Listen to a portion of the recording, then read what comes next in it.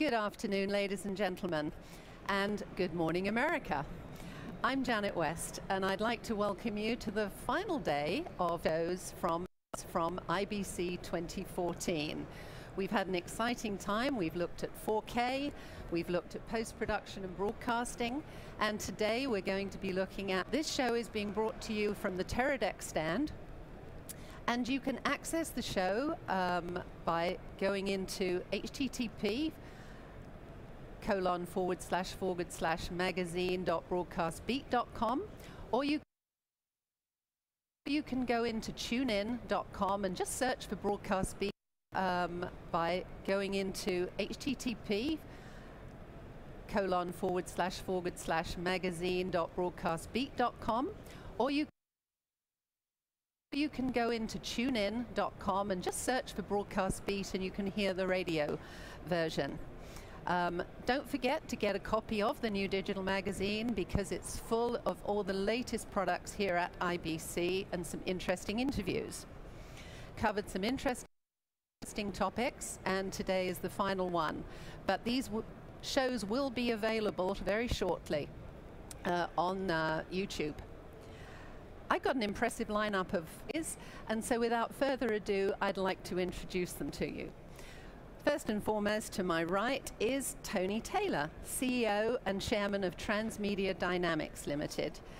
Now, Tony is the founder and has over 30 years. He's negotiated and delivered long-term service and high-value contracts to many of the world's best-known organizations. He's a hands-on leader. He remains closely involved in scoping and delivering comprehensive asset management technology to various enterprises, such as Discovery, the National Film and Sound Archives of Australia. Tony is a well-known and respected speaker at many of the major broadcasting conferences, and his papers have included the importance of integrating media asset management and workflow processes. Next to Tony is Dave Headley. Now, Dave is marketing lead for MAM, but we're going to get onto that later. He doesn't like the word MAM. So MAM and Archive for Sony Professional Europe. He's been in the business over 30 years. We've got quite a few years amongst us here, guys. And he's worked in research and development in the early DVTR, high definition and software systems, been involved in systems integration and solutions delivery. Now, Dave is responsible for a diverse product set ranging from optical disc technology to an enterprise class integration and workflow platform. He joined Sony back in 1981, and he's built up a considerable expertise in AV and software systems, and he's worked in various senior management roles. Dave also has spoken a lot and given papers on high definition, systems integration and television video effects at SMPTE, the Royal Television Society, IEEE and NAB. He holds 18 patents in digital video effects and digital signal processing. Next to Dave, we have George Olver, founder of Movidiam. Have I said it correctly? Movidiam, yeah. Right. Yeah. It's a groundbreaking new network that allows brands, agencies, and filmmakers across the globe to connect, collaborate, and create incredible films. Users build a profile for free to connect with the brands, agencies, and filmmakers. So working collaboratively, they manage projects seamlessly and get paid securely. The result? We've got some inspiring films and the opportunity to contribute to the Movidiam global community of filmmakers. Now, George is a passionate filmmaker and producer and has won several international filmmaking awards, including the Sir Edmund Hillary Award. As a director of Pendragon Productions, which he founded in 2006, he's produced film campaigns across the globe for brands such as Google, Virgin, Samsung, and Coca-Cola. He was the producer of the first independently produced documentary to be screened at the Odeon Leicester Square Cinema, Tenacity on the Tasman, a human-powered attempt to circumnavigate the world in a rowing boat. George is passionate about technology, as I think we all are, and its potential to change our modus operandi. A connected society, is one of his go-to taglines, and he believes that through connecting and collaborating, the route to opportunity exists and work becomes easier and more streamlined. And then finally, I'd like to introduce you to Jeff Herzog, who is product manager at EditShare. And first of all, I've got to say congratulations, as EditShare actually got a Broadcast Beat Award. It did, indeed. Okay, and for the rest of the awards, do check out the magazine, broadcastbeat.com, to see who were the other winners. Now, Jeff told me earlier that he started working in an aquarium and has been an underwater cameraman. And he's been working in video, IT, and software development for over 14 years. He currently manages EditShare's backup, archive, and asset management products that form the core of EditShare's integrated end-to-end workflow. He first worked with EditShare as a customer while serving as a post-production supervisor on a History Channel series where he learned the value of shared storage. Earlier in his career, where he was learning HD post-production, he was at, as I said, New England Aquarium, where he was doing underwater shooting. Thank you, panel, and I'm delighted to have you here. Now, I'm hoping I'm going to learn something about media asset management in this session, but I'm going to start with you, Tony. If you check Broadcast Beat, you'll see an interesting article from Tony, where he said, the issues in media asset management have more to do with change and people management when implementing a solution. Can you explain that? Yeah, I think as we look around the show here at IBC and that, it's all about the technology. Well, a lot of the technology now is mature and is available out there, and I think when it comes to implementing things like media asset management, business process management, it's engaging with the people that are going to use it. It's more about what those people are going to do than it is about the technology that's used. Because implementing any solution, any IT-based solution, any broadcast-based solution, is no good unless you bring the people along with it. There's a reason for implementing it, and that's a business solution, not necessarily a technology reason. I have a view on the world which says pre the year 2000, the broadcast business was technology-led, and I now believe that the broadcast business is technology-enabled. We see it out there in the marketplace. So it's more about the people using the systems than it is about the technology itself. Okay, do you all agree on that? Or any comment? I think absolutely. I mean, it's a key point, and I think looking at what Movidium's ambition is to collaborate and connect around the people. So it's the individuals and their individual skill sets which we're looking at, and 4K.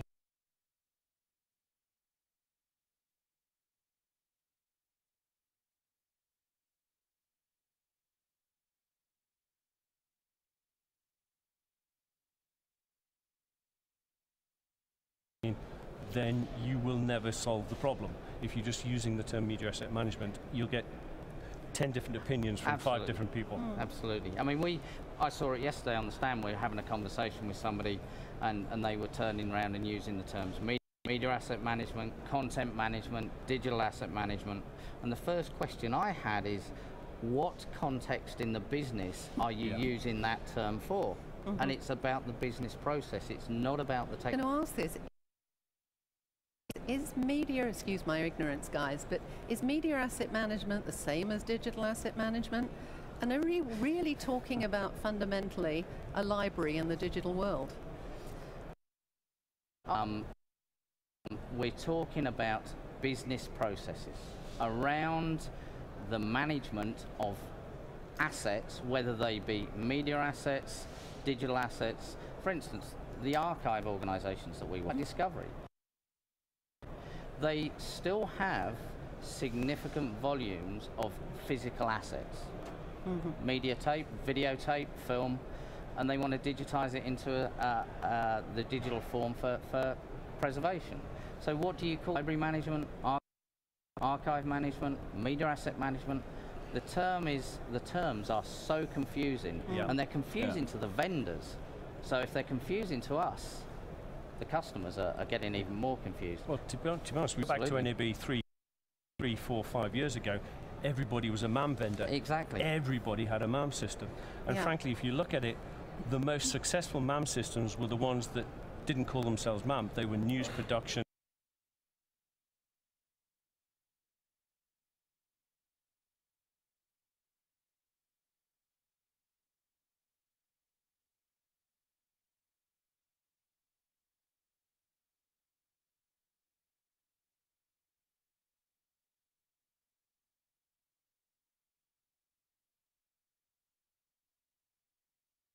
They fixed the problem, and that was it. And they understood what the customer's problem really was. Yeah. I think the key from my perspective, which is perhaps a little less industry than you two gents, is access.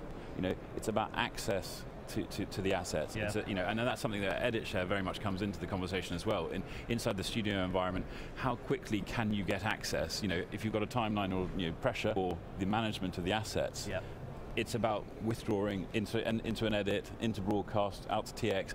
So however that works, it's really, I think access is the key word with digital asset management. And I think, again, just looking from my experience, it's inside our project management tool with Movidium, it's quick access to call sheet information, tape information, Dropbox storage. Yeah.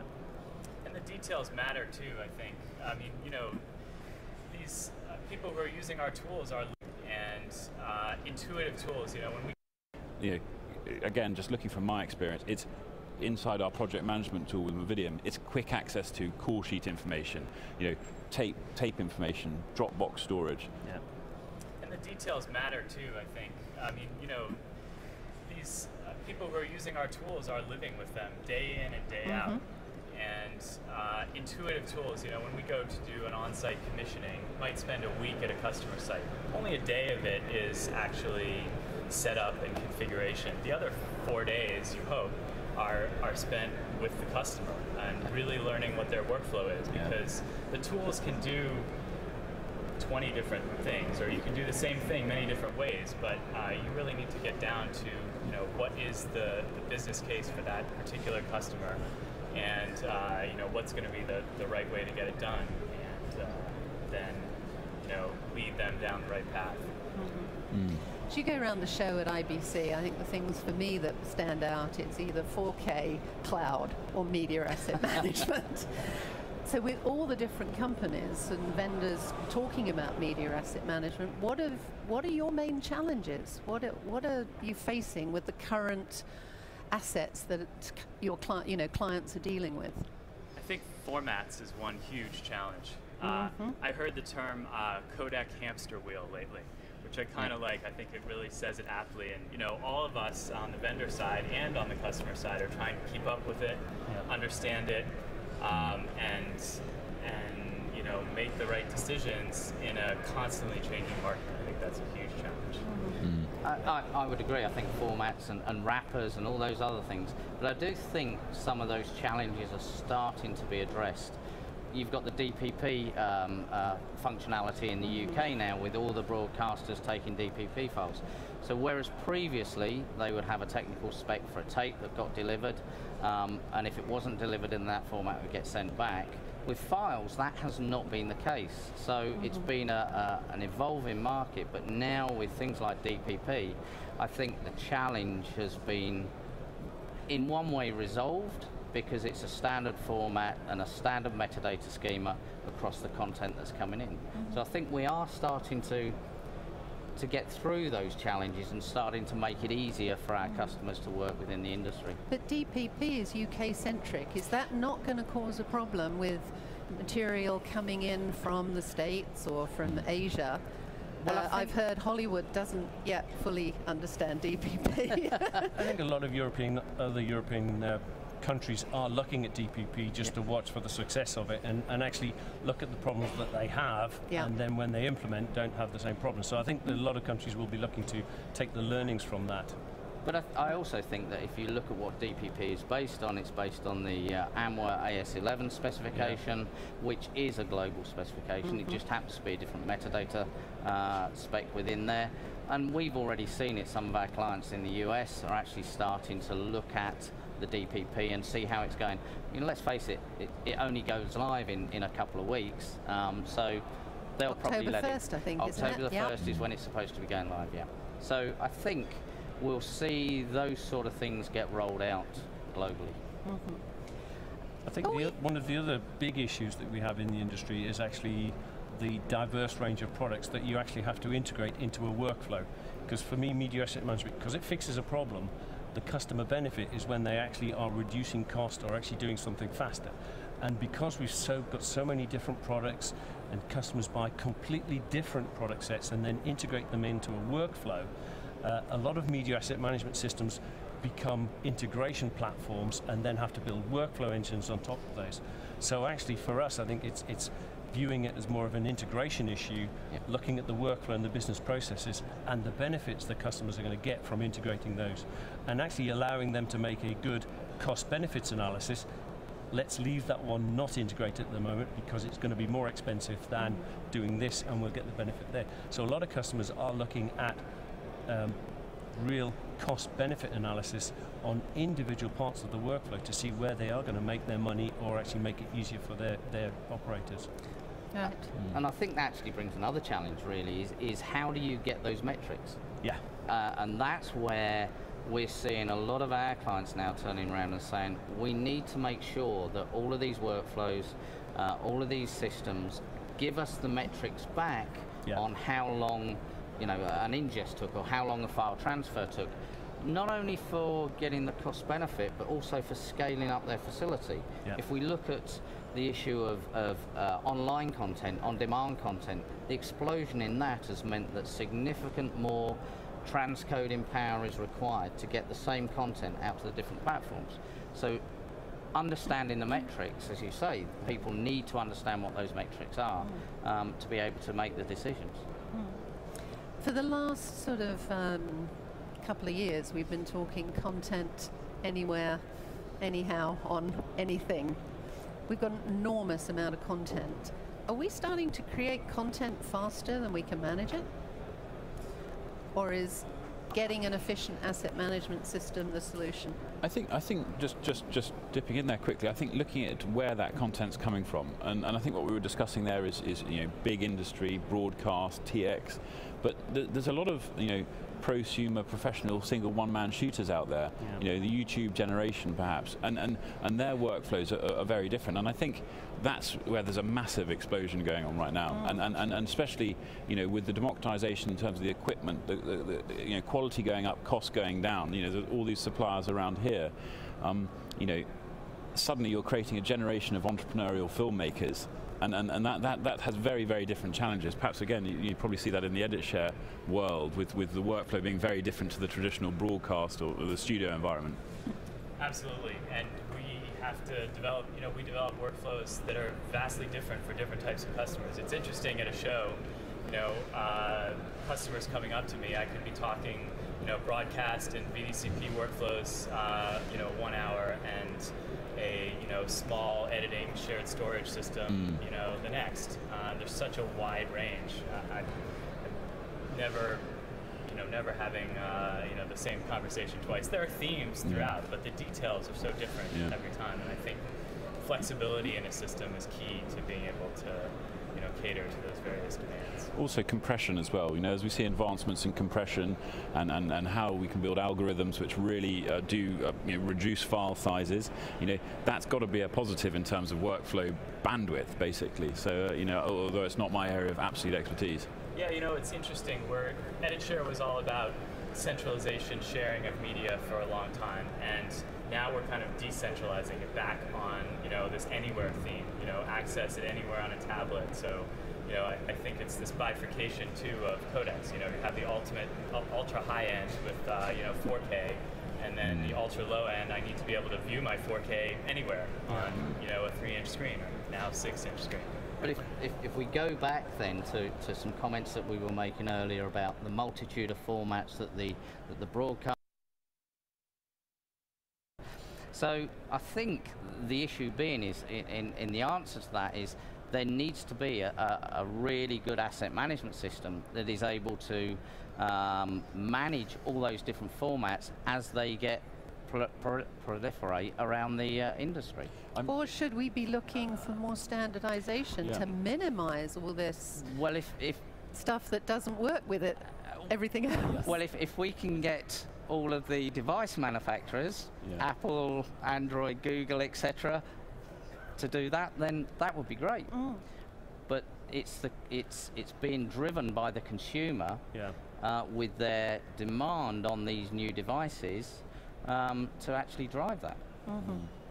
EditShare supports 4K formats. We also have to support GoPro because GoPro is going on CNN. Much more stuff is going on television these days, and the standards have changed, and so professional workflows now have to bring in this very wide range of not only professional codecs but consumer codecs. Absolutely. So there's the challenge with content everywhere, where we were trying to turn around and say we want standardized formats. It's expanding out even more. Is it a question of innovation, or is it a question of getting the right heads together in the room? The problem, I think, with getting the right heads together in the room, you start designing by committee, right? And you then don't get innovation. And that, I think, is one of the problems that we have in that area. I think one of the big issues with media asset management systems is that there's a large-scale deployment.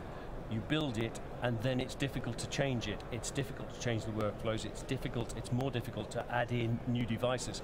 So actually, you're almost setting in stone what you're going to do. And then when you find that these new devices come along, you can't go in and change them easily, which is why you're seeing new technologies come in that is based on integration platforms rather than basically databases and standard just coded technology. So what are the innovative technologies that we have today that are improving and making media asset management far more efficient? I think... And what's missing? Is there something that needs development? I don't know. I'll go back to my very first point about the change. I actually believe the technology for efficient media asset management systems is there today and has been there for a few years now, and is right. I think the problem with this industry is it's been focused too much on the technology and not enough on the business of managing that media and the change management that you need, bringing those people in. We did a project with RTE in Ireland, and they were completely tape-based, but they really saw the benefit of changing their whole workflow environment to bring in a very comprehensive media asset management system. It's changed the whole of their working life, and I think that's where the industry needs to go, is more on the business than on the technology. I think there's also the tools upstream of where this content is actually created. I mean, efficiency on production location. How can you, not have vast amounts of raw footage which aren't ever touched or looked at? I mean, how do you streamline that process? With production notes or tools that are developed specifically to add some rigor to productions that might be all over the place. But I think those tools are already there. You look at GoPro and you look at P2 cameras and that. It tracks, if you put all the metadata into it and you track it, that helps the media asset management downstream. So actually putting in it upstream is but you've got to have that integration. Absolutely, So I actually think one of the big innovations in the industry at the moment is FIMS. So we're actually starting to see some standard interfaces coming through so that you have multiple vendors working with the same interface. Absolutely. So because we as an industry, we can't afford to keep developing new interfaces every time. We need to start using some standardization in that respect. We're not a big enough industry to the amount of development that goes on. Absolutely not. Yeah. Let's talk about people, clients, end users who want to have a media asset management system. You've got at the top end studios and broadcasters that have got hours and hours and decades of content, and yet you've got the smaller, those companies that are posting videos on YouTube or whatever. Give me some idea, what should those clients be thinking about if they're looking for a new asset management system? I think it's a very interesting question, and I think the question is, are they looking, and do they realize they need one? And I think that's the really big issue. The social media generation, the ability, the quick access to content is really brands and businesses need to be producing a lot, and they don't have the internal infrastructure, many of them, and some of the surprisingly big ones, to administer the sort of prosumer single-man shooter type work that is expected to come in for a trade show or some sort of event like that. So, I think an education thing is very, very necessary there. Yeah, and I would say stop thinking about media asset management, because that's a technology. Absolutely. And it will drive you down the technology route. Business process, what does your business want to do? What are the business processes? What does that drive in terms of workflow? And then look at the integrations and the technology to support that. Absolutely. Find the application. Yeah. Don't find the technology. Yeah. Once you found the and actually application. get your operators in that process early enough. Yeah. Because they're the ones that really understand how you run the business. Because actually, we've all got these workflow written down, but actually they never get implemented that way. They never really work that way. Well, I also think that because again it's a people process with all these workflows. We did a consultancy exercise with one of our clients where we were designing their workflows, worked with them to design their workflows. We decided we'd go and walk the workflow the first day. Picked up the first tape, which they wanted to ingest. It had a yellow post-it note with things written on it. So we said, where did that come from? And they said, oh yes, we forgot. That's the bit of metadata we use to track it there. So it's finding that information out to track it through those processes. And if you don't get the people involved early enough, what we've found is we've implemented systems where there's quite a lot of automation, because that's what people think is going to save them money. But then as you start to run this, you find all of the places where you can't automate it, and you end up backing out the automation back to some of the manual processes, because it's the people that make the decisions on what they have to do with that material at that time. So what I'm hearing is that customers really almost looking at the technology first before they are thinking about the business. So I guess it's up to you guys to start pushing business applications for assets. Yeah. I often have to back the conversation back. They come thinking they know what they want. And we have to say, well, what are you really trying to achieve here? And then we'll deploy the technology. But I think you're absolutely right that it's got to come with what's the underlying. What's the problem? What's the problem? What are you trying to fix? And then we know all the details of our software and how it works, and we can recommend it, and which tool. I think also scalability and flexibility as well, because many of these projects, especially larger ones, have long lead times, and the requirements and the state of the industry may have changed by the time you deploy that system. So you want a system that can bridge the gap to whatever the next thing is. It's flexible enough. I think as well, businesses and brands, they create and produce content, and 3 months later they need to revisit that content, reversion it, transcreate it, relanguage it, and again, access to that file, visibility on where it is, visibility on the various layers of the edit. It's a key thing, and I think again, businesses, big ones, really do struggle with some of those processes. I mean, they kind of focus on, let's do our big ad and let's not worry about all the sub layers, which are increasingly as important as that big ad. Okay. Are program makers and broadcasters and the like at the higher end missing the boat when it comes to social media as far as their assets? Are they missing some revenue streams, and are there some revenue streams that are to be had? I think your second question there is actually the most pertinent one. Are there any revenue streams to be had from content on social media? I know our customers have been looking at it, and some of the new on-demand channels and new VOD channels and OTT channels, there is little or no revenue generation from those channels. So how do they monetize that content that's going to go out onto it? So I think that the broadcasters, the production companies, etc., are in a challenging environment of how do they get revenue for that content that's going out there. Yeah.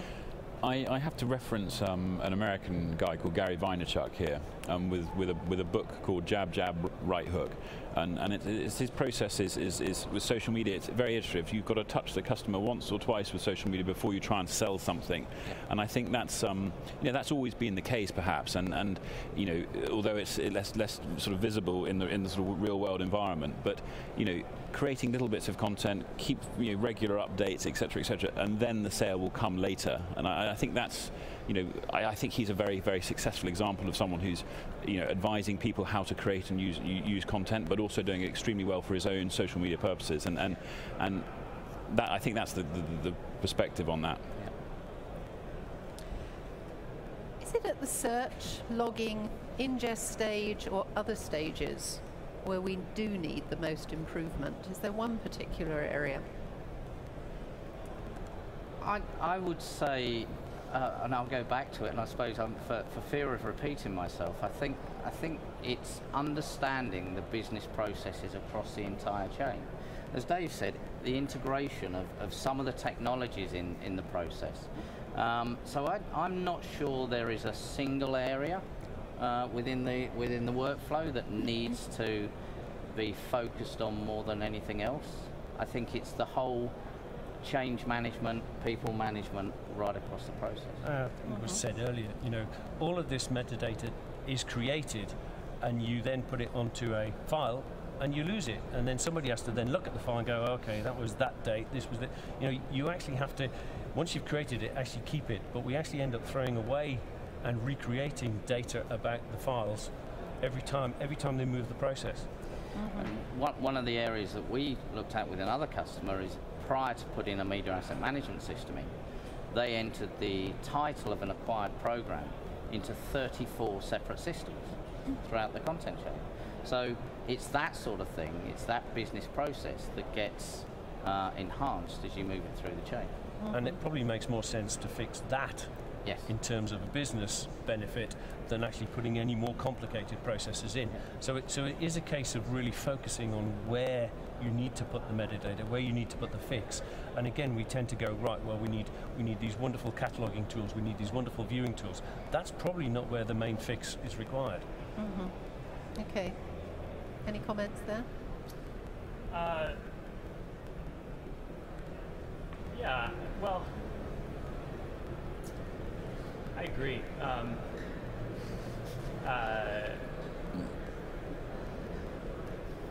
Okay, let's talk about technology in delivery. You've got your asset management. The metadata enables you to find out where everything is. What ways should we be delivering that content to the various clients of that particular company? Should we be using satellite? Should we be using the internet? How should we be delivering that when we're dealing in a global marketplace? I think that really depends on what you're trying to deliver and essentially who you're trying to deliver it to. If you're trying to deliver it to a multitude of people, then you've got satellite technology, sends it up to the bird, down to thousands, millions of people, if that's what you're trying to achieve. But the internet now with multicasting and all those sort of technologies allows the same sort of thing to be happening over the internet. Internet has got a finite bandwidth and therefore can restrict it. But I think you have to look at what you're trying to achieve, and it's back to the business process. What are you trying to achieve? Rather than looking at the technology, look at what the business is that you're trying to get to. Is there one system which is going to be better for our environment than the other? And are there technologies which are favouring the environment versus then destroying the environment? I mean, Dave, you and I have talked about optical disc, for example. Yeah, I think the advantage of optical disc is it doesn't need air conditioning, it doesn't need humidity control, and that's a fairly big, expensive process. If you look at all of the archives around the world, the amount of them that are actually temperature controlled, humidity controlled, that's a lot of power.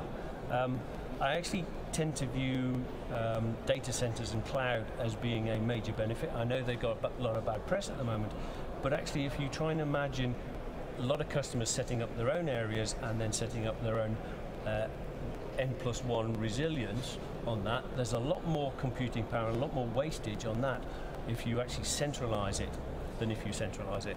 But what I would say to that, and I haven't got the answer, but what I would say to that is, okay, you're centralizing that content into the cloud, but the users are remote, and therefore you need more routers, more network infrastructure, so you've got more power going into that.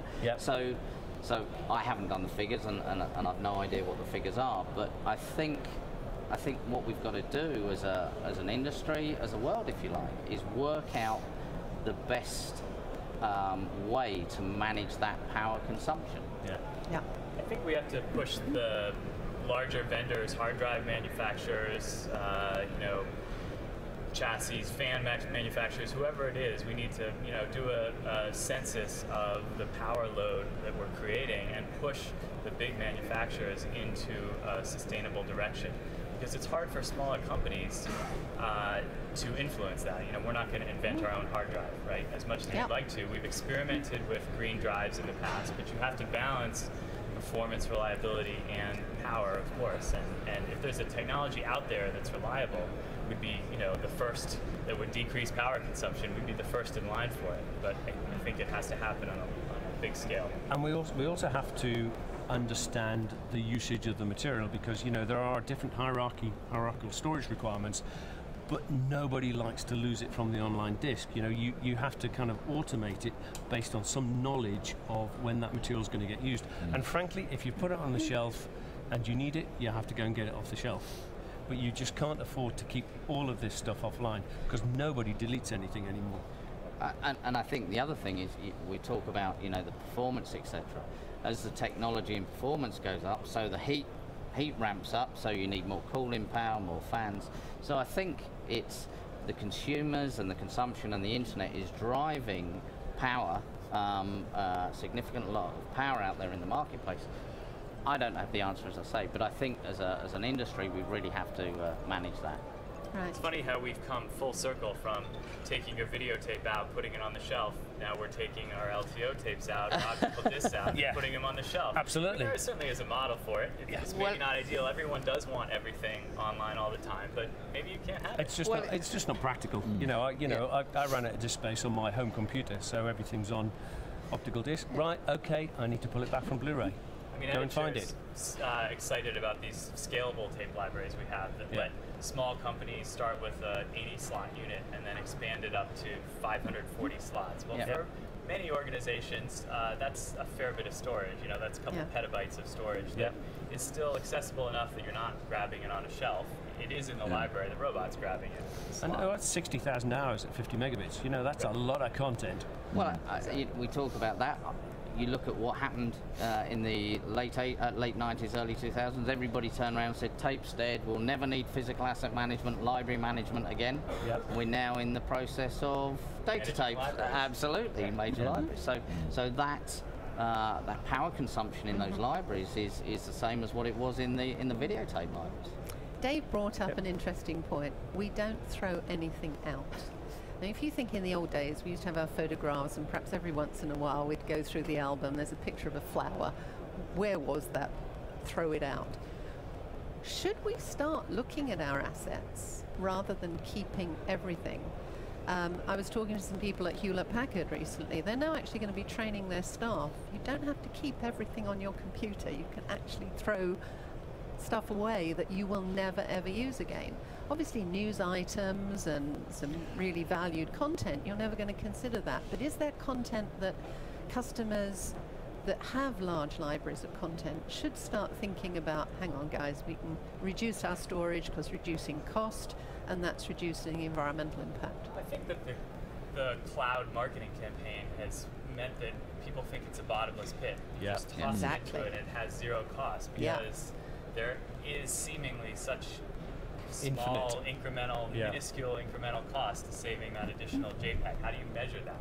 But in the aggregate, we're creating something that's really takes quite a lot of power and resources to sustain. There's no such place as away, throw it away. and I think that's the issue. And I think in all walks of digital life, there's quite a impact, and you're very inundated by things. I mean, we've all opened multiple browser windows, and by the end of your day, you're exhausted with that sort of huge impact. And again, that's just me, one little man in London, and obviously at scale, that's a big issue. There's no such place as away. and I think that's where a content management system, I'm trying not to use the word media asset management because I don't like it either, Dave. I can tell you I hate that. It's been a long-running conversation, I think, this one. Long-running banter. But different people use different terms for it. But anyway, it's about when you've got a system that is managing your media, then you can put the policies and processes in place that will allow you to throw things away based on automated rules. It may be, we haven't accessed this for 10 years and the metadata has shown that. So are we ever going to access it? The downside of that is when you start looking at things like happened with the BBC in the 60s and that, where they threw content away that became very valuable. Steptoe and Son. Exactly.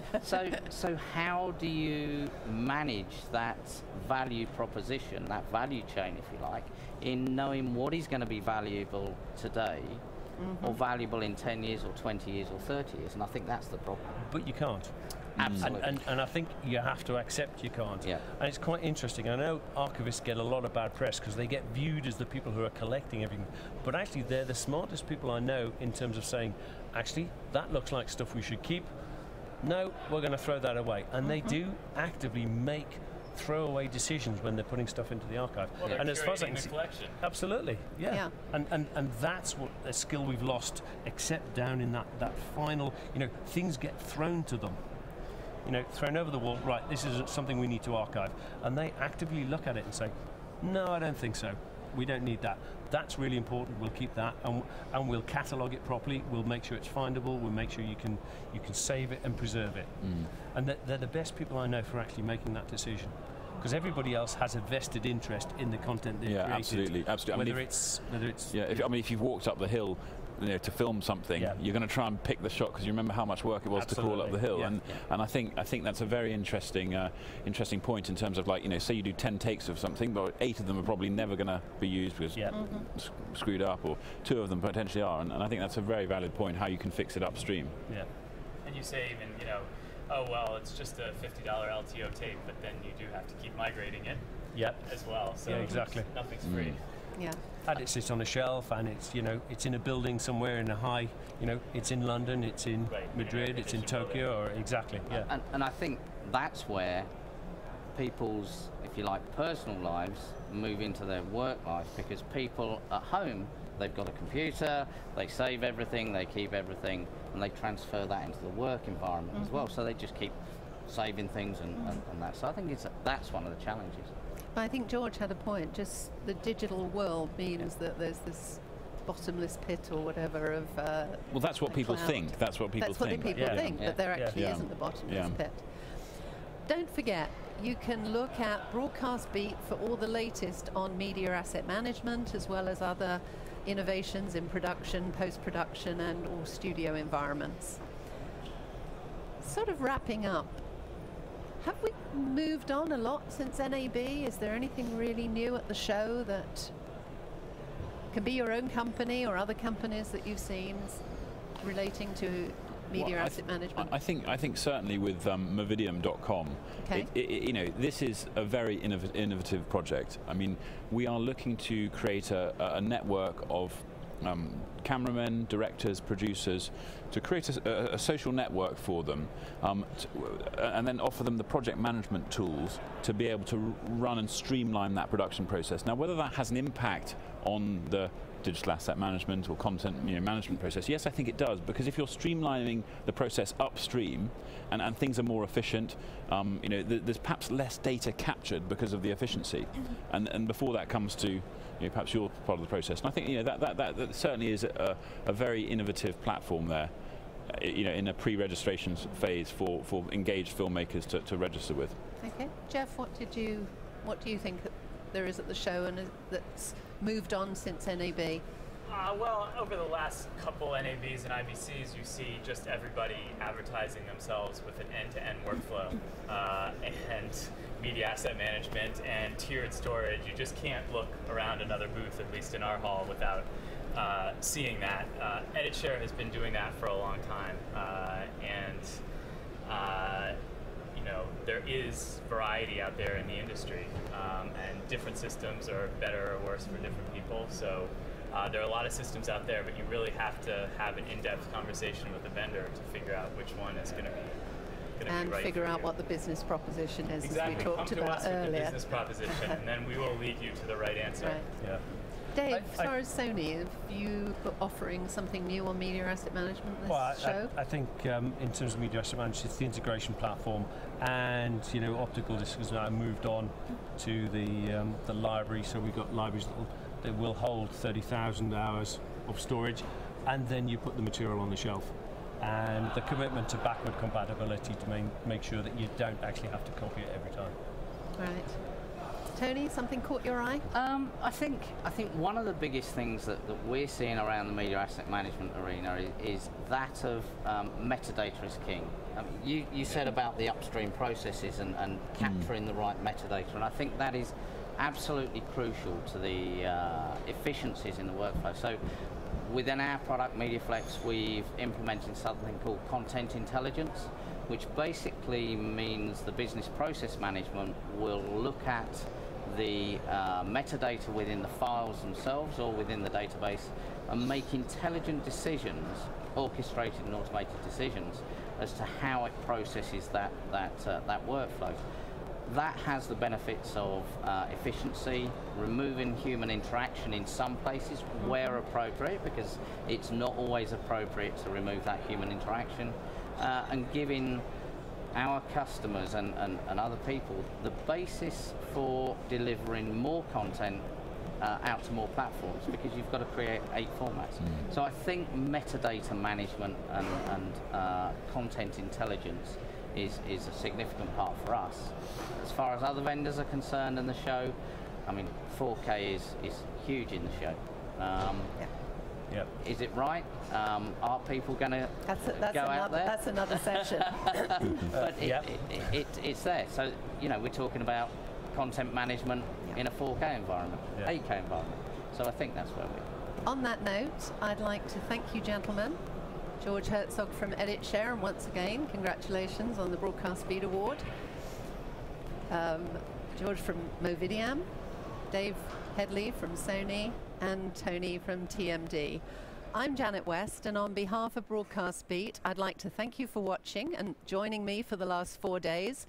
These videos will be posted, and you'll be able to get the link on Broadcast Beat to see where it is. I hope you've enjoyed watching us at IBC. Check out the magazine to keep up to date, and we look forward to seeing you at the next show. Goodbye.